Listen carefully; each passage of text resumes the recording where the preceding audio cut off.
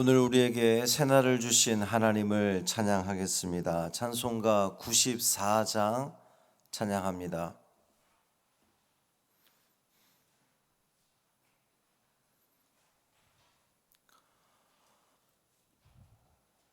찬송 94장 주 예수보다 더 귀한 것은 없네 찬양함으로 새벽 기도회를 시작하겠습니다.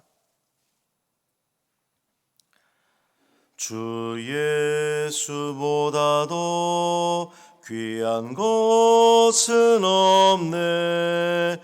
이 세상 부귀와 바꿀 수 없네. 영 죽은 내 대신 돌아가신 그 놀라운 사랑 잊지 못해. 세상 즐거움 다 버리고 세상 사랑 다 버렸네. 주 예수보다도 귀한 것은 없네. 예수 밖에는 없네. 주 예수보다도 귀한 것은 없네. 이 세상 명예와 바꿀 수 없네. 이전에 즐기던 세상 일도 주 사랑하는 마음 뺏지 못해. 세상 즐거움 다 버리고 세상 사랑 다 버렸네. 주 예수보다도 귀한 것은 없네. 예수 밖에는 없네. 주 예수보다도 귀한 것은 없네. 이 세상 행복과 바꿀 수 없네. 유혹과 핍박이 몰려와도 주 섬기는 내 맘 변치 않아. 세상 즐거움 다 버리고 세상 사랑 다 버렸네. 주 예수보다도 귀한 것은 없네. 예수 밖에는 없네. 아멘. 사도신경으로 우리의 신앙을 고백하겠습니다. 전능하사 천지를 만드신 하나님 아버지를 내가 믿사오며 그 외아들 우리 주 예수 그리스도를 믿사오니 이는 성령으로 잉태하사 동정녀 마리아에게 나시고 본디오 빌라도에게 고난을 받으사 십자가에 못 박혀 죽으시고 장사한 지 사흘 만에 죽은 자 가운데서 다시 살아나시며 하늘에 오르사 전능하신 하나님 우편에 앉아 계시다가 저리로서 산자와 죽은 자를 심판하러 오시리라. 성령을 믿사오며 거룩한 공회와 성도가 서로 교통하는 것과 죄를 사하여 주시는 것과 몸이 다시 사는 것과 영원히 사는 것을 믿사옵나이다. 아멘. 이사야 21장 3절부터 5절까지 말씀입니다.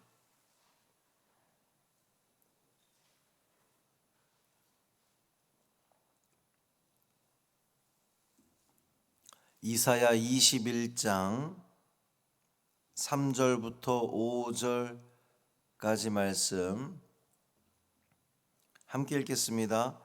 이러므로 나의 요통이 심하여 해산이 임박한 여인의 고통 같은 고통이 나를 엄습하였으므로 내가 괴로워서 듣지 못하며 놀라서 보지 못하도다. 내 마음이 어지럽고 두려움이 나를 놀라게 하며 희망의 서광이 변하여 내게 떨림이 되도다. 그들이 식탁을 베풀고 파수꾼을 세우고 먹고 마시도다.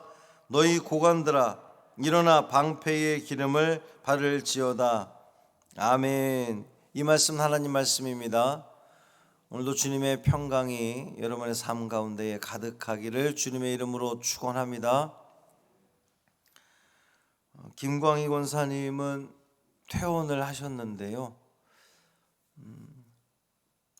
많이 좋아져서 퇴원을 하셨다기보다는 병원에서 별로 이렇게 할 게 없는 상황이라서 퇴원을 하셨습니다. 배철 목사님은 믿음으로 이제 병원에서는 안 된다고 그런 건데 믿음으로 하나님께 맡기자 그래서 퇴원을 한 거예요. 그러니까 우리 성도들도 한 마음으로 권사님의 회복을 위해서 기도해 주시기를 바라고요. 오늘 저녁에는 우리 캄보디아 장성남 선교사님 오셔서 말씀 전하십니다. 많은 성도들 나오셔서 함께 은혜 받는 자리에 있기를 바랍니다. 하나님께로부터 바벨론에 관한 이 혹독한 묵시를 이제 받은 선지자가 큰 고통과 괴로움을 지금 온몸으로 느끼고 있는 거예요. 하나님의 계시를 받았는데 그 계시의 내용이 바벨론에 대한 혹독한 심판이 있을 거라는 그러한 그 말씀이었잖아요. 근데 그것을 이 선지자가 온몸으로 괴로워하는 겁니다. 3절 보면 이러므로 나의 요통이 심하여 해산이 임박한 여인의 고통 같은 고통이 나를 엄습하였으므로 내가 괴로워서 듣지 못하며 놀라서 보지 못하도다 그랬거든요. 왜 이렇게 선지자는 고통스러워하는 걸까요? 이 바벨론의 멸망에 대해서 선지자가 너무나 안타까워서 이제 그 예전에 기억나십니까? 모압에 대한 그 멸망의 심판을 예언할 때에 선지자가 굉장히 안타까워했잖아요.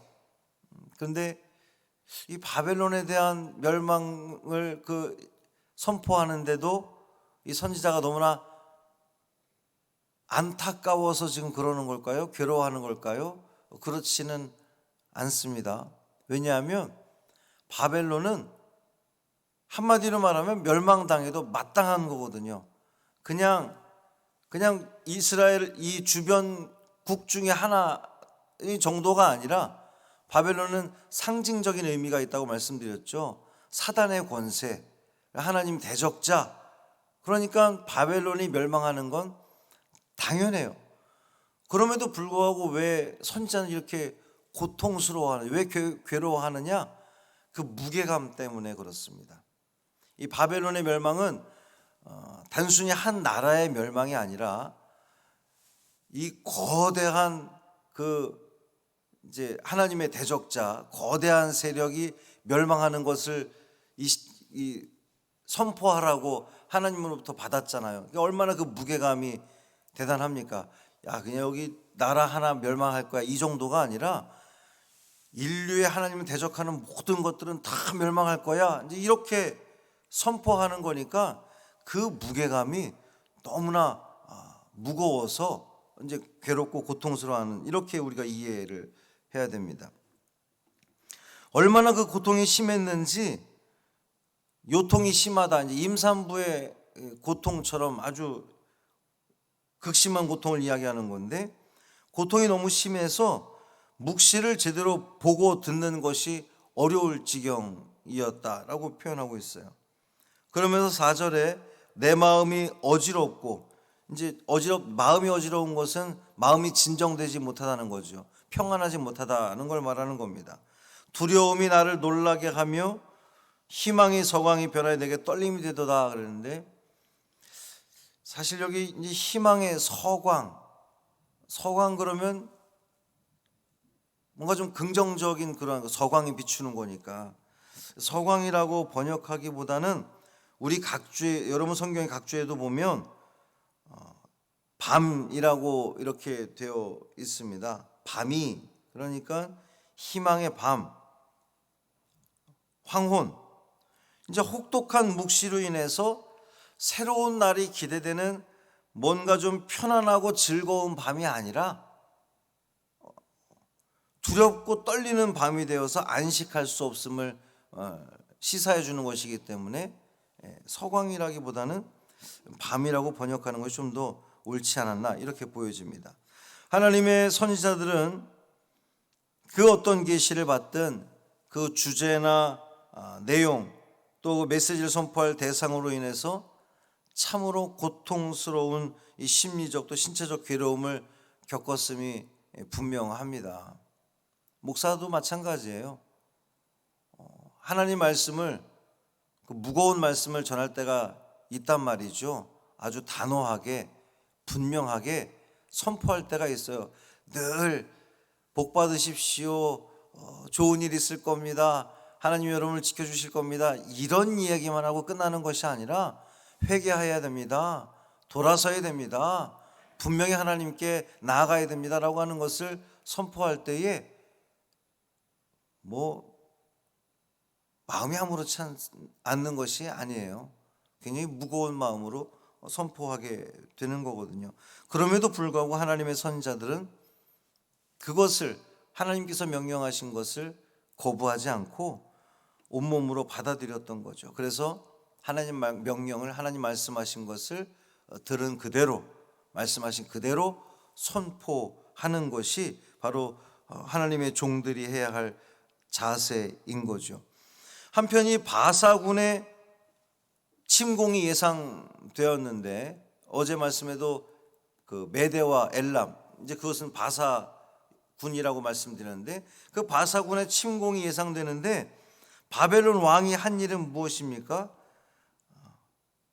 적의 공격에 대비하는 것이 아니라 연회를 즐겼다는 거예요. 5절 보면 그들이 식탁을 베풀고 파수꾼을 세우고 먹고 마시도다, 너희 고관들아 일어나 방패의 기름을 바를지어다 그랬어요. 그러니까 바벨론의 방백들은 먹고 마시고 연회를 즐길 것이 아니라 이제 또 다른 나라 바사라고 하는 제국이 쳐들어올 것이니까 그것을 대비하고 준비해야 되는데 흥청망청 지금 즐기고 있다는 겁니다. 여기 방패의 기름을 바를지어다 그랬는데, 방패의 기름을 바르는 이유는 이제 적군의 칼날이 기름을 바르면 이렇게 미끄러지니까 그것을 완화하기 위해서 방패에 기름을 발랐다고 그래요. 그런데 바벨론의 방백들은 바벨론 군사들에게 야, 방패에 기름 바르면서 대비해야 돼, 준비해야 돼 라고 명령한 것이 아니라 여러 고관들을 불러다가 잔치를 벌이고 흥청망청 즐겼다는 겁니다. 이후에 이 일에 대해서는 분명히 역사적으로 또 일어났죠. 다니엘서 5장에 보면 바벨론이 멸망하던 그날 밤에 바벨론 왕이 방백 1,000명을 불러놓고 큰 잔치를 베풀고 있었어요. 그때에 바사 왕 고레스가 기습적으로 침략해 들어와서 바벨론이 싹 다 진멸당하는 일이 벌어지고 말거든요. 하나님 말씀이 그대로 이루어지는 것을 알 수가 있습니다. 그러니까 바벨론이 멸망당하는 모습은 악인들이 멸망당하는 모습의 전형적인 모습이다, 이렇게 볼 수가 있죠. 그들은 교만한 마음으로 자랑하면서 세상 쾌락을 즐기는 데에 집중했다는 거예요. 그러니까 순식간에 몰락할 수밖에 없었던 거죠. 이처럼 악인의 흥왕과 그들의 형통함은 잠시뿐입니다. 악한 자들이, 하나님의 대적자들이 잘 되는 것 같지만 그것을 부러워할 이유가 전혀 없다는 거예요. 그 잠시뿐입니다. 이 세상의 부유함을 추구해서는 안 되는 이유가 바로 거기에 있는 거죠. 사랑하는 성도 여러분, 방패에 기름을 발라야 됩니다. 우리도 방패에 기름을 발라야 돼요. 지금은 흥청망청 유흥을 즐길 때가 아니라 전쟁을 준비하기 위해서 방패에 기름을 발라야 합니다. 그래야 적군에게 패하지 않고 이길 수 있는 거죠. 자, 우리는 누구와 전쟁해야 되죠? 사단과 영적 전쟁에 우리는 또 나서는 겁니다. 오늘 우리 이 새벽에 이 영적 전쟁 가운데 우리 이제 나가야 되는 겁니다. 그러면 무엇을 해야 된다고요? 방패에 기름을 발라야 됩니다. 기름을 바르는 게 무엇이겠어요? 전쟁을 준비하는 게 무엇이겠습니까? 우리가 기름을 바르는 것은 말씀을 묵상하는 거예요. 말씀으로 무장하는 겁니다. 지난 주일 낮예배 설교 가운데 그 본문이 예수님께서 사단의 그 모든 시험과 유혹을 어떻게 이기셨습니까? 말씀으로 이기셨잖아요. 그러니까 우리가 방패의 기름을 바르고 전쟁을 준비하는 것은 말씀으로 준비하는 거예요. 또한 기도로 준비하는 겁니다. 이 새벽에 우리가 간절히 기도함으로 우리는 전쟁을 준비하는 거예요. 말씀으로 준비하고 기도로 준비하는 자는, 방패의 기름을 잘 바른 자는 적군이 아무리 우리에게 칼을 들이대고 우리를 공격해 온다 할지라도 다 그 기름 때문에 미끄러져 버리는 거예요. 말씀으로 인해서, 기도로 인해서 다 그 모든 것들을 이겨낼 수 있다는 겁니다. 이 사실을 기억하시고 우리가 기도의 자리에 있으면서 하나님과의 영적 그 깊은 교제 가운데 사탄에게 지지 말고 승리하는 이 하루 되시기를 주님의 이름으로 축원합니다. 살아계신 아버지 하나님, 감사합니다. 오늘도 우리는 사단과의 영적 싸움을 위해 또 이 하루를 준비합니다. 이 새벽에 우리가 준비합니다. 말씀으로 또 기도하는 가운데에 방패에 기름을 바르는 작업을 우리가 해나가게 됩니다. 주여, 우리와 함께하여 주옵시고 세상의 힘, 세상의 지혜로 절대로 이길 수 없다는 것을 우리가 압니다. 오직 주의 말씀에 근거하여, 주의 말씀으로 무장하여, 기도로 무장하여 그 모든 사단과의 영적 전쟁 가운데 승리하는 우리 모두 되게 하여 주옵소서. 늘 하루 종일 그 말씀을 입에서 떠나지 않게 하시고 또 기도함을 떠나지 않게 하시고 모든 것을 다 하나님께 묻고 아뢰고 또 하나님의 그 음성을 들음으로 말미암아 이 모든 삶 가운데에 승리하는 믿음의 식구들 되게 하여 주옵소서. 우리 김광희 권사님 퇴원했습니다. 집에 오니 너무 좋다고 하십니다. 하나님, 믿음을 가지고 태어났사오니 주님 지켜 주옵소서. 주님께서 책임져 주옵소서. 회복시켜 주옵소서. 그 모든 음식도 입에 잘 맞게 하시고, 그래서 속히 주의 성전에 나와 함께 하나님을 찬양하며 예배하는 그 은혜의 자리에 있게 하여 주옵소서. 오늘 저녁에 우리 장성남 선교사님 오셔서 말씀 전하십니다. 우리 많은 성도들 주의 성전에 나와서 그 말씀을 통해 은혜 받고 또 선교지를 위해서 함께 마음 모아 기도하는 우리 모두 되게 하여 주옵소서. 한날의 삶을 온전히 주님께 맡기기를 원하며 우리 주 예수 그리스도의 이름으로 축복하며 기도합니다. 아멘. 하늘에 계신 우리 아버지여, 이름이 거룩히 여김을 받으시오며 나라가 임하시오며 뜻이 하늘에서 이루어진 것 같이 땅에서도 이루어지이다. 오늘 우리에게 일용할 양식을 주시옵고 우리가 우리에게 죄 지은 자 우리의 죄를 사하여 주시옵고 우리를 시험에 들게 하지 마시옵고 다만 악에서 구하시옵소서. 나라와 권세와 영광이 아버지께 영원히 있사옵나이다. 아멘.